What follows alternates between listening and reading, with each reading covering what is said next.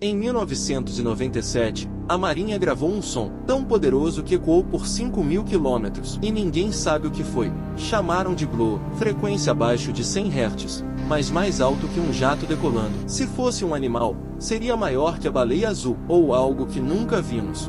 Teorias? Kraken moderno, base secreta, até portais no Pacífico. Mas em 2012, cientistas sugeriram gelo, um mega iceberg rachando no fundo. Só que nenhuma outra rachadura soou tão forte. Então, realmente era só gelo? Curte e se inscreve, porque aqui o medo é real.